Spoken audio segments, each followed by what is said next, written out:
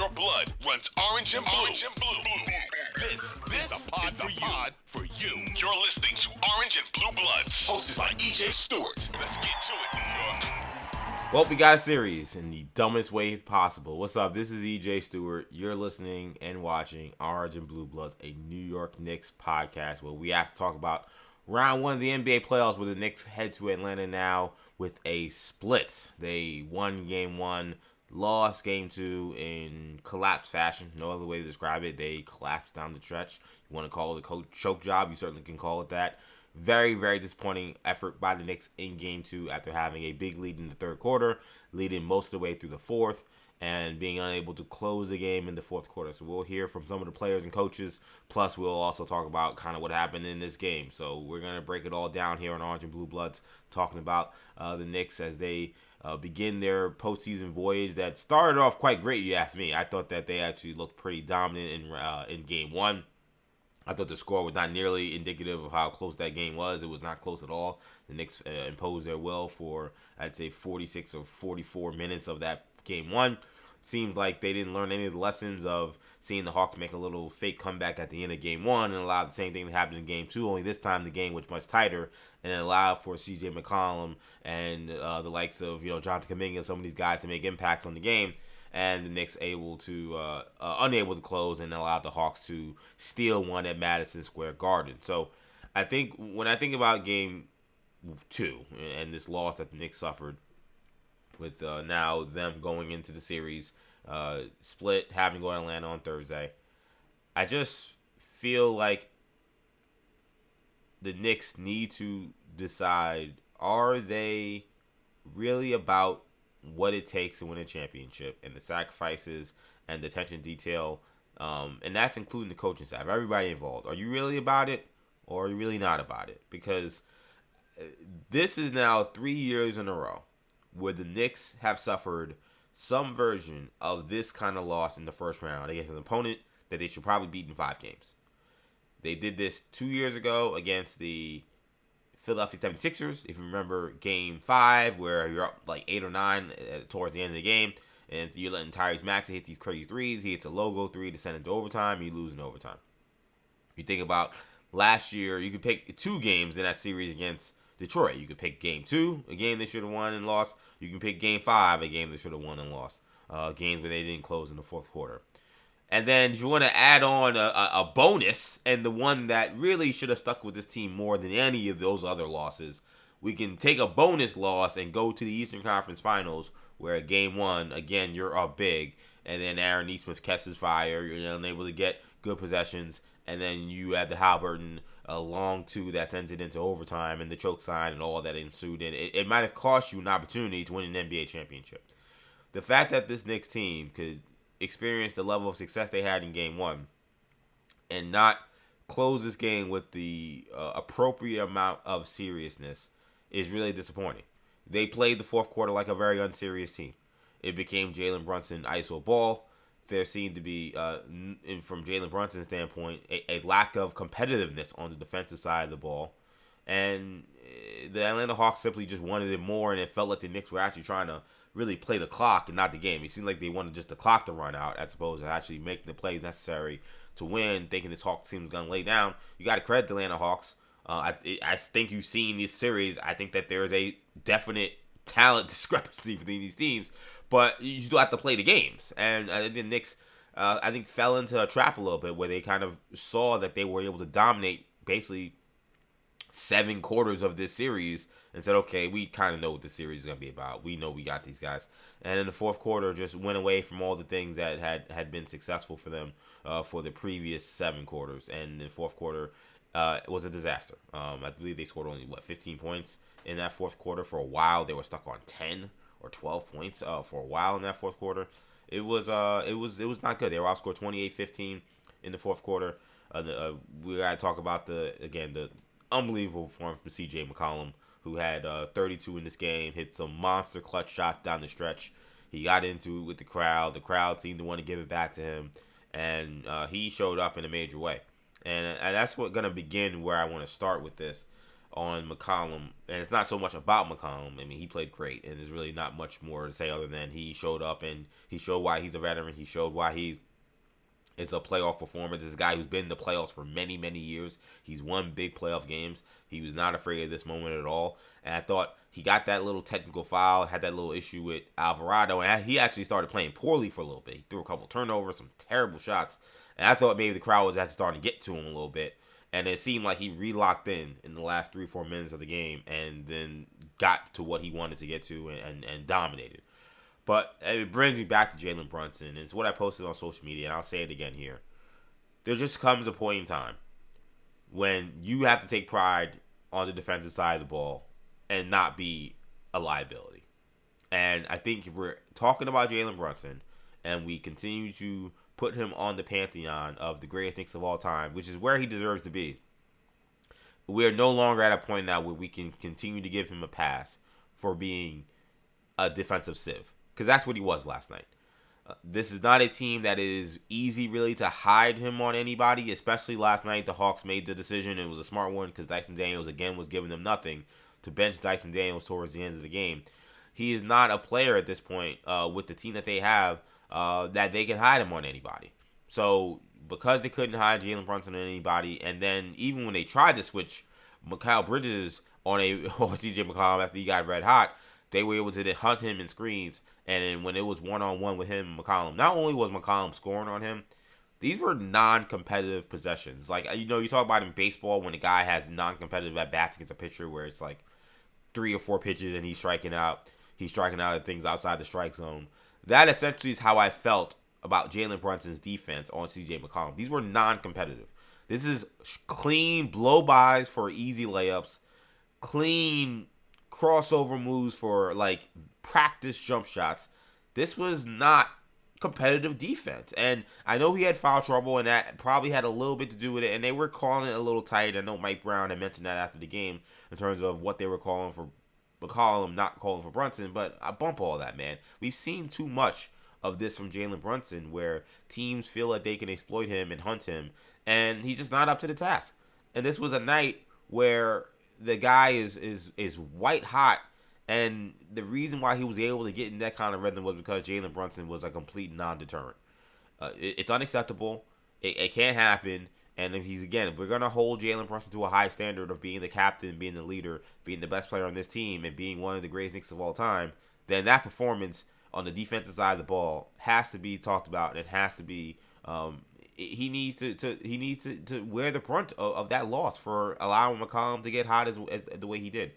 To me, I think about players throughout our history, and I think about recent guys like Steph Curry and Nikola Jokic, guys who are not considered defensive players, who found a way when they needed to realize once the team started hunting them that, you know what, if I want to be the star player on a team that's going to win a championship, if I want to be one of the all-time greats, I can't allow teams to just hunt me defensively and then just be a liability. I just can't allow it. I got to find a way to get some stops.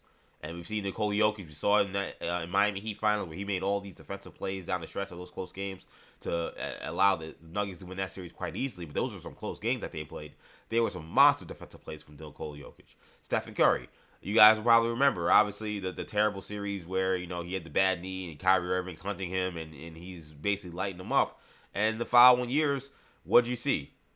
Houston trying to single out Steph Curry, trying to have Harden go one-on-one on him, and Curry understanding that if he was going to be the player that the Warriors needed him to be for them to continue to win championships, he could no longer be a guy that could be hunted, and Steph Curry holding his own. Like, it's James Harden. James Harden's going to score every now and then. But they were competitive possessions, and they wore Harden down over the course of the series. You saw what happened in Game 7 of that series when the Rockets and Warriors played in the Western Conference Finals. This is Jalen Brunson's moment, this playoffs. Because last year, the Pacers hunted Jalen Brunson on pick and rolls, and because the Knicks tried not to switch, and they put them in a bind, and they just got destroyed in the half court because of the Pacers' effectiveness hunting him and Karl-Anthony Towns. 2 years ago, same thing. Pacers hunting him in that series where, all the Knicks were hurt, and he was awesome offensively, but again, hunting him defensively is very fruitful for these teams.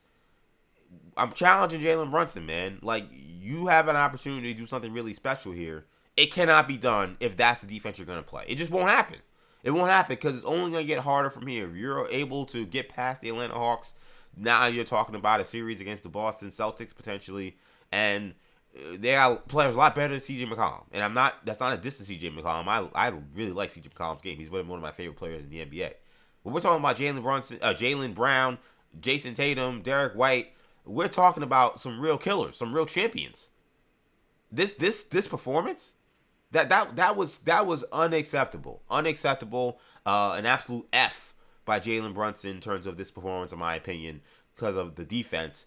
Number one, he allowed a guy who already is a good shooter and already is capable to feel like he was the best player on the court and play with a level of confidence that should never have been bestowed to him because you were non-competitive against him for most of the series. I saw a stat before I came on that CJ McCollum is 9 for 12 shooting against Jalen Brunson. I mean, that's insane.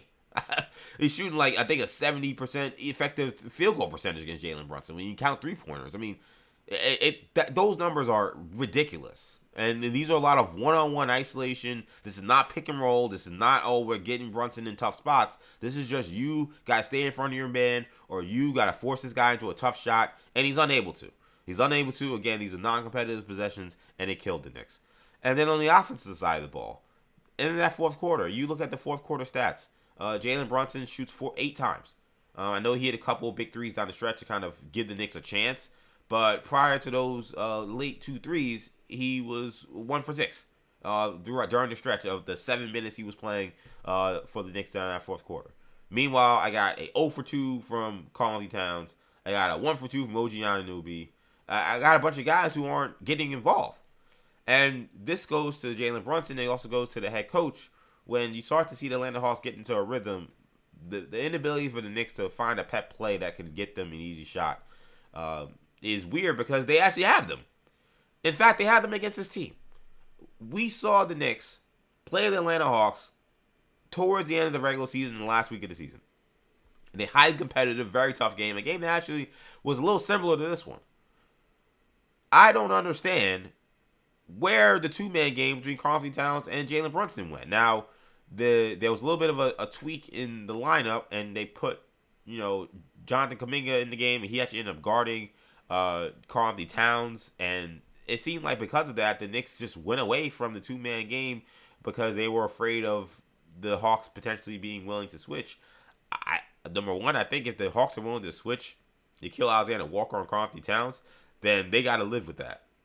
If they're willing to switch Jonathan Kuminga on Jalen Brunson, then they have to live with that. But to allow them to just completely take you out of your offense because you're afraid of what's happened during the regular season when teams have put wings on these guys and they've been unable to really produce, I think you got to just play the matchups. I don't think that Nickeil Alexander can guard Karl-Anthony Towns. I don't think that Kuminga can guard Jalen Brunson. I think those are bad matchups. They just went away from it completely. And it became a lot of Josh Hart in the pick and roll action. And the other thing about this, and why I hated this solution, or it was a solution, ended up not working. But, what was great about those action was it wasn't Jalen Brunson pounding the ball into oblivion. It was a lot of Karl-Anthony Towns actually orchestrating the offense, and Karl-Anthony Towns running dribble handoffs or rub actions that got Jalen Brunson open, got him free, got him some space against these long athletic defenders that the Hawks have, and they just didn't run any of it. There was one time, and this is to Karl-Anthony Towns, one time where he seemed like he tried to want to get into the action, and then Kuminga just bodying him and bullying him. And it's again like, Cat, I know you want to get fouled, but come on, man. You're 7 foot tall. Run this guy over and get to where you need to go to get to the screen, right? You gotta want it. Again, it's an aspect of unseriousness. Where it's do you want to win this game? Do you want to be champions? Then it's gonna take all out maximum effort. And Karl-Anthony Towns, I think, allowed himself to be guarded and allowed himself kind of to be taken out of the action and kind of be just kind of a ball watcher. And the Knicks fell into the trap that they fall into when if Jalen Brunson's shot is not going or he's got a defender that is starting to really pick up on his patterns. Nickeil Alexander Walker multiple times got clean strips on the ball during this game. And that, I think, came with familiarity of what Jalen Brunson is going to want to do in certain spots. Brunson's got to mix up his patterns. He's got to mix up his shot profile against this guy because you're gonna be playing him now. I think Nickeil Alexander-Walker is gonna be the primary matchup moving forward. I know we talked a lot about Dyson Daniels. Dyson Daniels was horrible in this game. He was horrible in game one, and I believe in this one, I want to say he was a minus 15. I think he's terrible. I mean, they Knicks don't have to guard him. He was 2 for 5. He did have 4 rebounds, but he was minus 15. He was a non-impactful player to me. So I think this now shifts to Nickeil Alexander-Walker being the matchup for Brunson. I'm not saying that Nickeil Alexander-Walker is going to be able to lock him up or anything like that, but he's starting to pick up on Brunson's patterns. You saw it with some of those strips he was able to have on Brunson. Get him some open looks. Get him some space. Like Mike Brown, I just thought his coaching in the fourth quarter was bizarre. The lack of two-man game between Cat and Brunson. Like not even looking. I think they went to Karl Towns once on a post up. I think it may have been against Kuminga and Cat missed a hook shot. Which he missed a shot. You got to go back to it. Like just because he misses one shot doesn't mean you just we're done with Karl Towns moving forward. No, you got to keep working these things. Make these guys make decisions. You don't even know how they're gonna guard that action because you didn't even give it a shot. I don't know. Are they gonna double during those plays? Are they gonna play them 1-on-1? They're gonna keep playing them 1-on-1. I'd like to see Karl Towns get a couple more opportunities to attack Kuminga, and they did it once, and we don't even know going into game 3. How do they guard post-up actions with Karl Towns and Jonathan Kuminga? We don't know because the Knicks didn't even try.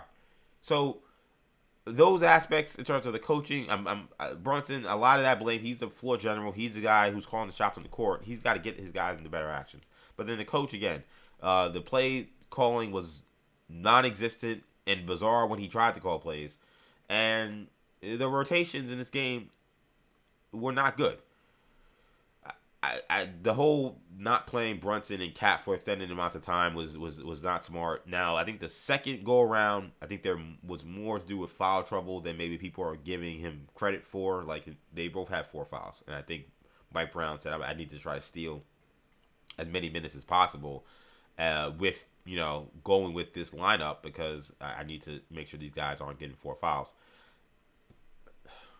At the end of the day, to me, the problem I have, and it's the problem I had going into the playoffs, and it's what I said a bunch of times, and I've been consistent on this, is I don't know if the right guys on the bench are playing. I still don't know that. And in fact, I'm now having more evidence that there is not the right 4 guys. And Mike Brown aborted mission midway through this game and switched it.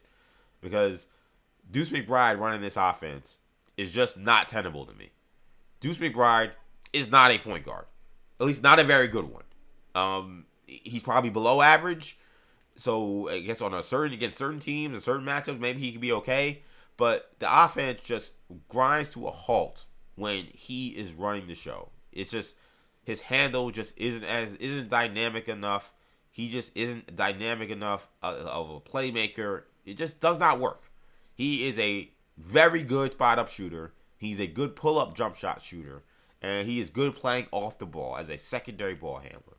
When the Knicks put him at the primary point guard position, I think it actually negatively impacts multiple guys on the bench. It negatively impacts Landry Shamet because then he moves to secondary ball handler when really he needs to be just purely a sniper. I think it limits Mitchell Robinson. Mitchell Robinson did score a little bit because now Deuce McBride is looking for a shot. He's not a point guard. So now Mitch Robinson, unless he's getting off the rebounds, he's not scoring at all.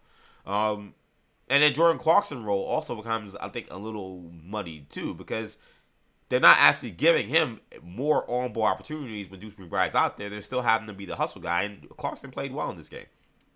But everybody involved gets actually thrown off their games, I think, in what they do best and what will help them the most probably with that lineup with Deuce McBride playing point guard. It's why Jose Alvarado should have never been taken out of the rotation. Or if he did take him out of the rotation, you should have went to Tyler Kolek.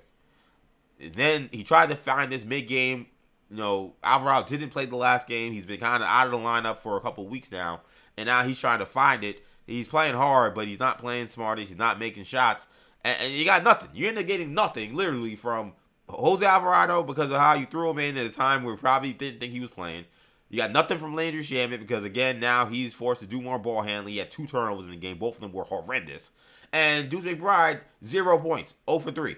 Also, 2 turnovers. Terrible. I mean, there's just a really, really poor job in terms of putting together a rotation that makes sense. I think that Mike Brown wanted to play his best 9 guys, and I think I would agree with him that those are probably his best 9 guys, but they're not the best 9 guys in total in terms of how they're being used. Your best rotation may end up being having Alvarado in there, even if he's not your best 9 guys, because you need a point guard coming off the bench. And Juice McBride is not a point guard. And he's coming off an injury. So, like, that decision in terms of the where the game was lost, and I don't want to say the game was totally lost there because the Knicks starters, Brunson and Cat, at the end of the day, came in the game with a 9-point lead and they still blew it. So it wasn't totally on the bench guys. But twice in this game, the Knicks looked like they were going to blow these guys out, and they couldn't because that bench unit gave them nothing. The second quarter, I was like, I think the Knicks might be able to put this up, 15, 18 points going into halftime. And the Hawks immediately, they take the lead. The Knicks won the first quarter by 9 points. They started the second quarter up double digits, and then the Hawks actually ended up taking the lead in that second quarter because of how bad the bench unit was. Same thing in the third quarter. Third quarter, we take out Brunson, take out Cat. Knicks are up 14 points, and they cut it to, it was only a 5-point thing this time around, but that was a lead. I'm like, man, it looks like Knicks are just about ready to break this thing open, and they just can't because a bench unit that I think is good, and I think in many ways is better than the Hawks bench unit, is not giving them anything. So the rotations, lack of play calling, and then the timeout situation. First of all, and I want to say I've enjoyed NBC's and Amazon's presence covering NBA games this year. I know people complain about streamers or whatever, but I think they've done a very good job. But this is now twice in the playoffs / play-in where the graphics don't have the right thing on what the timeouts is. It's starting to piss me off. Like the Hornets Heat game, they don't got the right. We kept talking about the whole, technical difficulties. We'll be back in the middle of a close play game that was in the balance. We actually forgot that they also botched. I don't know if it was in that game or it might have been the Clipper game later. I forgot what it was, but I think in that game they also botched the timeout situation. They kept thinking. I think when because Davion Mitchell drives all the way and gets blocked. I think they said that they had a timeout and they didn't, which is why they just went.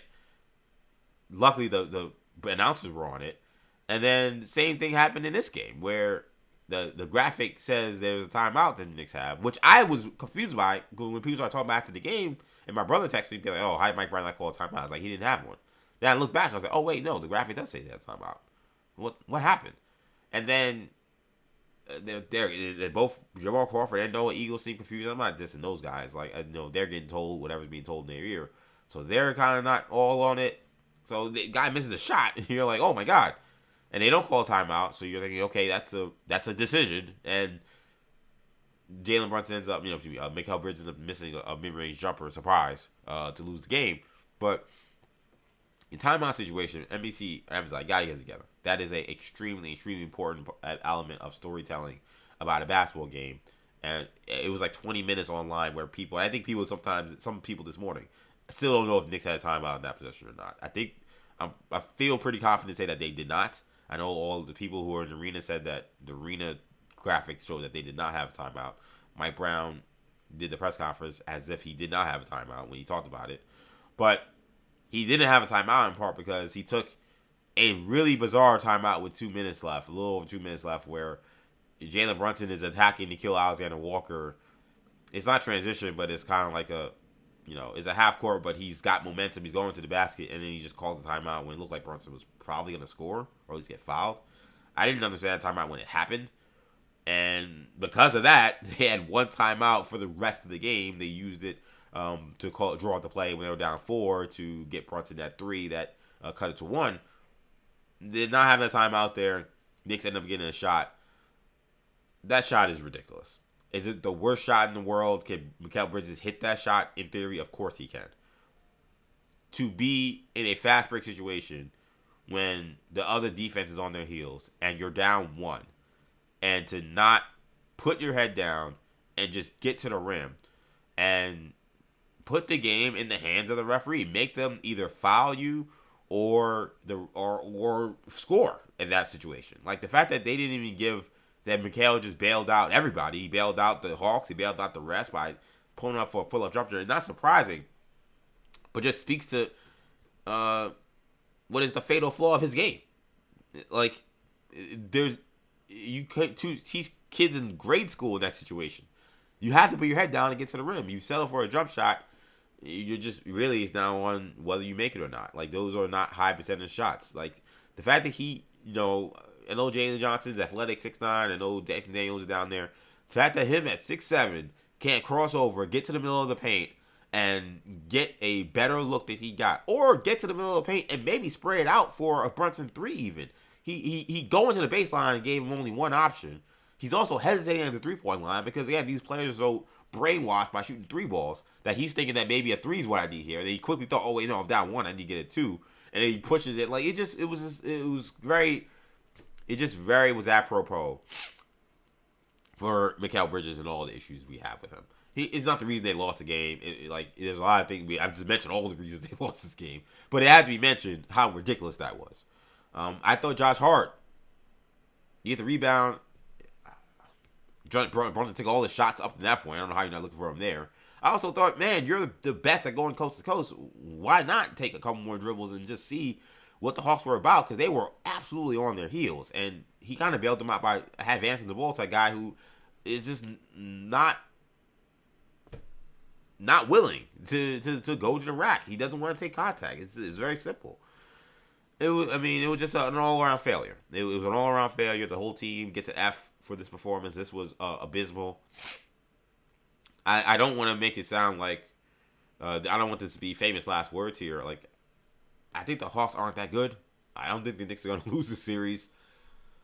I think they can still win this series in 5. I had them winning it in 5. I didn't have them giving away a game. I figured the Hawks, in probably a do-or-die situation, maybe has an inspirational performance and they maybe blow the Knicks out one of these games. That's kind of how I foresaw the series, and that the Knicks would maybe have 1 or 2 blowouts and then win the other close games. This would have been the close game. Well, really, this should have been the blowout, to be honest. This should have been the 20-point blowout, given where they were at multiple points in this game. But this was probably against a close game that maybe the Knicks should have found a way to win. And you just saw the unraveling happening quite slowly. It's just a brutal loss. And what's concerning is, well, I don't think that the Knicks are going to lose the series. I don't think this even goes to 7. I still think the Knicks are going to win this one fairly convincingly. Again, it just speaks to, A, your team that's trying to win a championship. This is the NBA playoffs. You, as an organization, and these players, and some observers like myself, I mentioned all that regular season nonsense doesn't matter. It's all about the postseason. And this team is gearing up for the playoffs, and this is what they've been waiting for. We're going to see a different team once the playoffs come. Game 1 felt that way. It felt like a team that was playing with a lot more seriousness, a lot more focus. You started to see, I thought, some of the cracks in the inexperience from the Hawks. I think you're still seeing it. They still have not a good game from Jalen Johnson or Nickeil Alexander-Walker. Nickeil Alexander-Walker now defensively, and maybe good game is harsh because defensively he was great on Jalen Brunson. But offensively, he's been awful. Again, he was worse in this game. He was 3 for 12. He was terrible in this game. Like, the fact that you got that game, 17 points from Jalen Johnson, really kept in check by OG Anunoby. 3 turnovers in the game. He only had 3 assists. This guy averages almost 8 assists. Nickeil Alexander-Walker, 9 points, 3 for 12, and you lose. That's unacceptable, man. And it's like, again, is this team serious about what they're trying to accomplish? Or have they not learned any of the lessons of previous years? That's what's concerning to me, number 1. And number 2, well, I don't think they're gonna lose the series. It's a series. Like, this is basketball. The games have to be played. Like, I'm looking at the talent, looking at the discrepancies, looking at the tape of the game, and seeing where the Knicks lost and say, okay, if this feels all very fixable. I didn't even mention all those free throws they missed. I mean, we talked about this before the series. What was going to be like the difference in the series? And I kept saying I thought, turnovers and rebounding. Turnovers were a problem. 14 points. They 14 turnovers, 18 points. A lot of these were pick sixes. These are not just turnovers where, okay, you turn the ball over and you set your defense. It was turnover and Kuminga's going in, flying in for a dunk, or Johnson's flying in for a dunk. These are plays where your defense can't even get set. So turnovers were an issue. Extra possessions, I said, were going to be a key for the Hawks to win this series. They got them in this game. And then while the Knicks dominated them on the offensive glass, partly because the Hawks at times had to play smaller because they just realized that their bigs just it doesn't make sense to play some of these bigs. Though Tony Bradley actually gave them decent minutes. The other issue with this team was the Knicks free throw shooting. I mean, 17 for 27, 63%. That's just ridiculous. Again, OG Anunoby 4 for 8. He missed 2 big free throws down the stretch. Josh Hart 4 for 6. Jalen Brunson 5 for 7. Clarkson 1 for 2. You gotta make free throws, man. 63% is ridiculous. Again, this is a team that thinks they're gonna win a championship or thinks they have a chance to win a championship. Just nasty all around. It's an all around nasty performance. And the last thing I'll say this, just to kind of point out things I mentioned. I think when I had the show with Tommy Beer, it was awesome to have him back on the show. What was that, Thursday? I want to say either Thursday or Friday. When he asked me, it was Thursday, I think, when we were talking about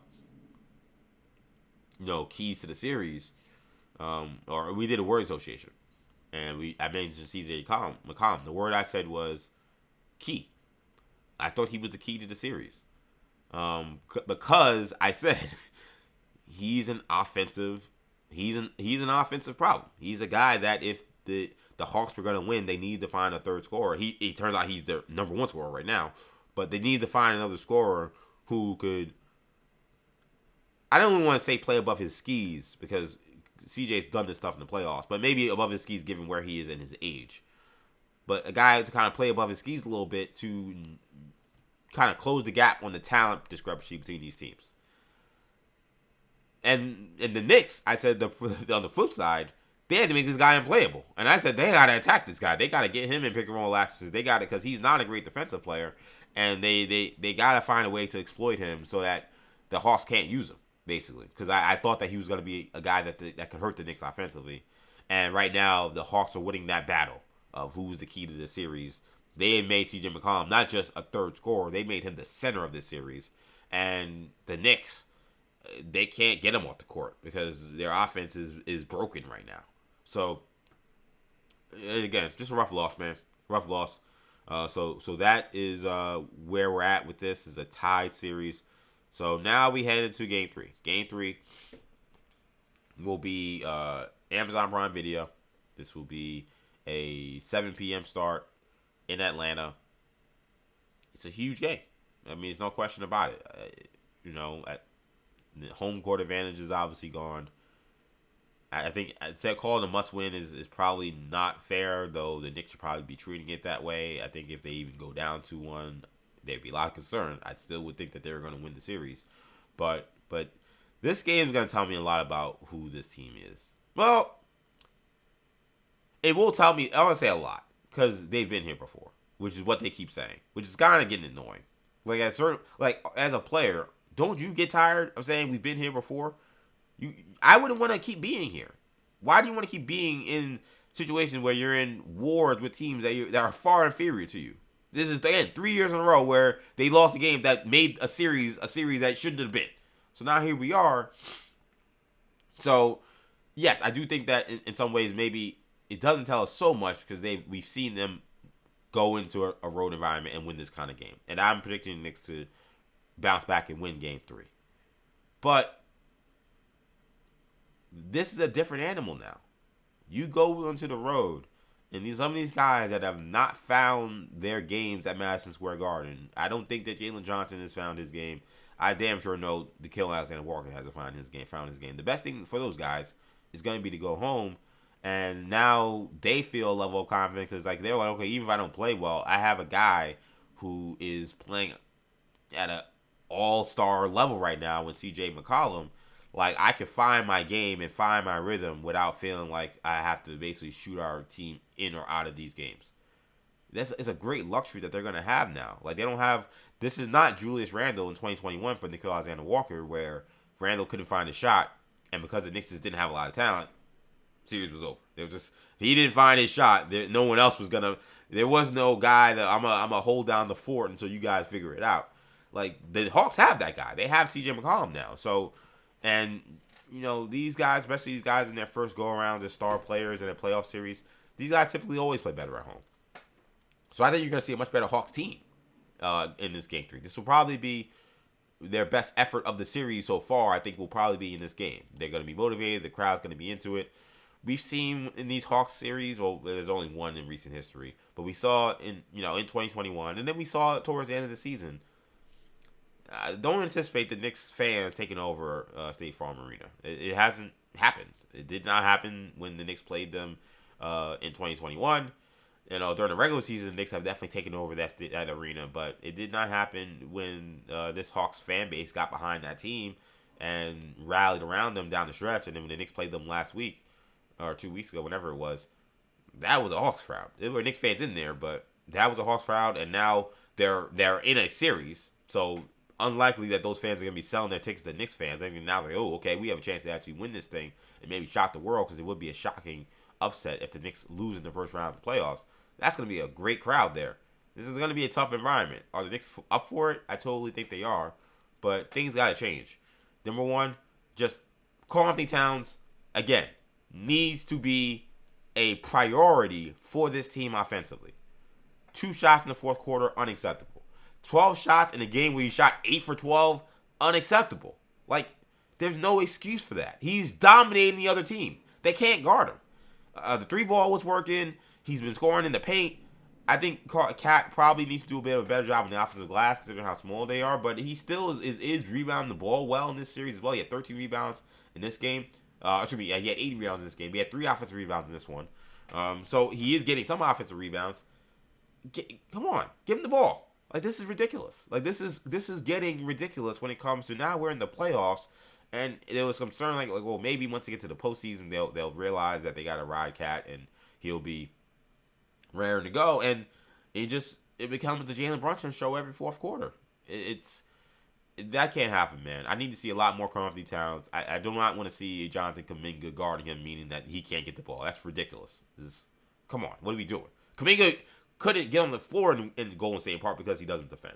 So why he's guarding an all-star center and the Knicks don't want to give him the rock? It's completely ridiculous. So Karl Anthony Towns needs to be involved. And in terms of adjustments, I don't know if I go to it in game 3, but I think I'd be keeping an eye on it. Kuminga hurt the Knicks in this game. I think he's gonna end up being maybe the kind of missing, the unsung hero, the guy that's not gonna be talked about enough in terms of this performance, because he was dynamite. And he hurt the Knicks because the Knicks don't have too many guys with, I think, his athletic profile. This guy, 6'8", can jump out of the gym. When he decides to defend, which he was defending in this game, he can be very disruptive. He had a huge block on Jalen Brunson. He was a problem. I think the Knicks need to be ready to maybe deploy someone like a Mo Duar or Jeremy Sohan to maybe slow him down. Because the problem with that Knicks bench unit is it's also quite small. So what ends up happening is, I think there was a possession with like Jordan Clarkson was guard. Jordan Clarkson, I think, pretty much guards him most of the time. Clarkson is 6'3", and Shaman is 6'4", and Deuce is 6'2", 6'1", right? Alvarado's 5'11". They don't have a lot of size in their backcourt and on the wings. It's basically 3 or 4 guards and Mitchell Robinson. I would pay attention to, if I was Mike Brown, what is Kuminga's impact, and do we need a long, athletic guy off our bench to match his impact and match his athleticism, keep him off the glass? Because he hurt the Knicks, man. His athleticism in this game, I thought, was a difference. He did grab an offensive rebound. He was aggressive. He played 35 minutes this one. He took 12 shots, so he was looking for his shot. Credit to him, because I thought he was terrible in game 1, and he didn't lack confidence. He's the kind of guy who just never lacks confidence. That's kind of his game. But that would be something I would keep an eye on. Do you see less Shamet? Do you see less Clarkson? And do you throw in a Mo Diawara or something like that to try to match what Kuminga was giving the Hawks from the bench? Because he's really the only guy that scores for them off the bench. He had 19. Kispert had 4. He didn't take a 3. Tony Bradley had 2. And Mo Gay had 0 points. He got hurt in this game and came back, but really wasn't all that impactful. He actually didn't score a point or grab a rebound in any of the 5 minutes he played. And Gabe Vincent has basically just been a body. He goes and guards people, but they haven't even looked for him offensively. So Kuminga is their only guy off the bench that's really any threat to really do much. If I'm the Knicks, I may look to see, hey, maybe we got to deploy a Diawara or Sohan to guard this guy. to ensure that when we go to our bench unit, there isn't a massive advantage for Kuminga. Because, game one, I thought maybe he was a little too amped up, and I actually was really pleased with the poor shot selection he showed. Game two, he played a little more under control, and he hurt the Knicks. So he's going to be an important guy to watch in this series. So, series shifts now to Atlanta. The series is tied 1-1. And we're gonna see if the Knicks are about it, and if they are taking this series as seriously as they need to. That's gonna do it, man. I'm gonna end it there. This has been Orange and Blue Bloods, the Knicks podcast. Thank you guys so much for checking us out. Of course, if you enjoyed this episode, you can listen to the podcast, search Orange and Blue Bloods wherever you get your podcasts, and make sure you subscribe. Number one, make sure you hit the auto download button. Number two. And number three, if you can, give us a 5-star review on the episodes. All engagement is good engagement. So yeah, I'd love to be 5-star reviews, not 1-star reviews. But I assume you probably enjoyed this program. So if you did, give us a 5-star review and tell us how much we did a good job here, and we greatly appreciate it. So that's how you listen to the episodes. Of course, if you want to watch these episodes can be watched on YouTube. You're just going to search the New Generation Media YouTube page and New Generation Media page. That is where all the Orange and Blue Bloods episodes live. Go on to there. If you're on there, make sure you subscribe to the channel, New Generation Media. Give us a like. Get in the comment section. Let me know what you thought about Game 2. We'll have a new episode ready for Game 3 Friday after the game. Or Thursday, with the game. And then Friday morning, most likely, will be when we record. So we'll have a new episode up. Friday morning or early afternoon, breaking down Game 3 as we barrel towards the weekend. And for all our sakes, let's hope we're talking about a Knicks win in a 2-1 series. Now with the Knicks taking back control, home court advantage. That's going to do it, though, man. I want to thank you guys so much for checking us out. Again, I'm EJ Stewart. You can follow me on X, EJ_Stewart, on Instagram, Action EJ, and TikTok as well. Action EJ is where you can find me. That's going to do it for now. Take it easy, guys. Go Knicks. Peace.